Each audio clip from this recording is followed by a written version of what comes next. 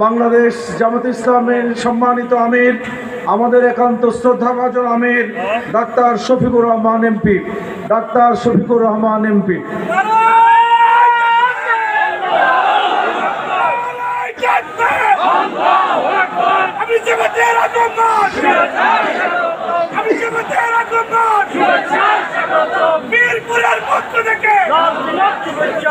আসসালামু আলাইকুম ওয়া রাহমাতুল্লাহ। আলহামদুলিল্লাহ রাব্বিল আলামিন ওয়াসসালাতু ওয়াসসালামু আলা রাসূলিহিল কারীম ওয়া আলা আলিহি ওয়া সাহবিহি ওয়া আহলি বাইতি আজমাইন। আমার একান্ত প্রিয় মিরপুরবাসী, জ্বলন্ত এবং জীবন্ত জুলাই নিয়ে আজকের এই আয়োজন। এই আয়োজনের সম্মানিত সভাপতি, বিশেষ অতিথিবৃন্দ, নেতৃবৃন্দ, একান্ত প্রিয় মিরপুরবাসী, সাংবাদিক বন্ধুগণ,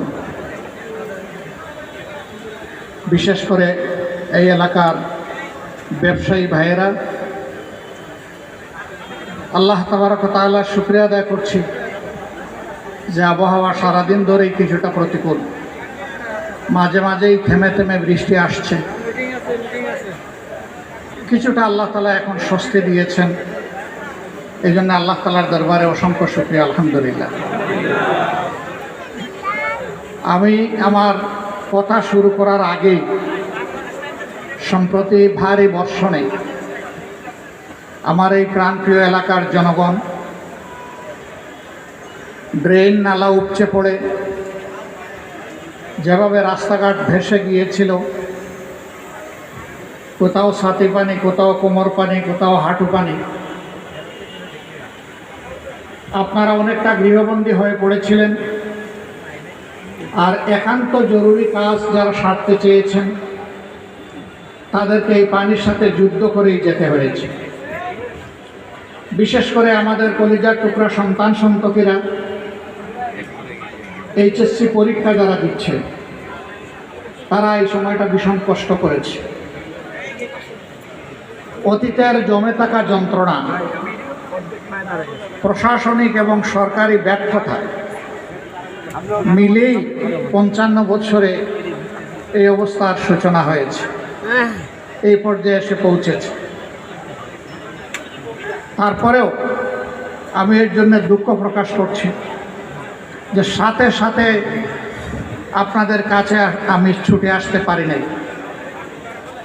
আপনাদের নিশ্চয়ই খেয়াল আছে, এই সময়টা সবচেয়ে বেশি ক্ষতিগ্রস্ত হয়েছিল চট্টগ্রাম, যেখানে 52 জন মানুষ নিহত হয়েছেন পাহাড় ধসে, ঘর চাপা পড়ে কিংবা বন্যাতে ডুবে।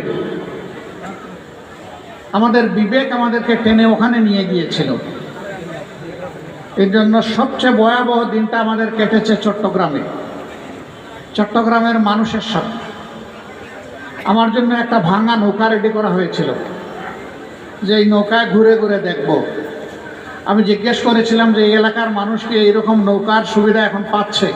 কই না, বহু কষ্ট করে আপনার জন্য জোগাড় করা হয়েছে। আমি এও জানতে চাইলাম তাইলে তারা কি করছে? কই তারা সাঁতার কেটে অথবা গলা পানি, হাঁটু পানি, বুক পানি ভেঙ্গেই তারা চলছে।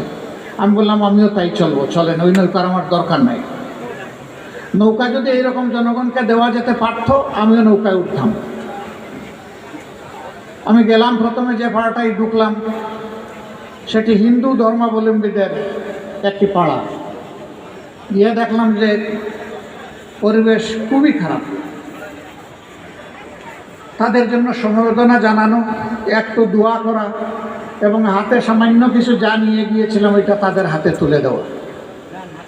এখান থেকে বের হয়ে জিজ্ঞেস করলাম যে এইটাই কি বাঁশখালীর সবচেয়ে ক্ষতিগ্রস্ত এলাকা? আমার সহকর্মীরা জবাব দিল, না, এটা তার ফেস, বরঞ্চ রিমোট এলাকা তার চেয়েও ভয়াবহ। তো যেখানে আমি কোমর পানিতে নেমে গেলাম, সেখানে রিমোট এলাকা যদি তার চেয়ে ভয়াবহ হয়, তাইলে কীরকম অবস্থা সেটা আমরা নিশ্চয়ই বুঝতে পারছি। এই এলাকায় কি হয়েছে? রাস্তা দিয়ে বন্যার স্রোতের মতো পানি গিয়েছে।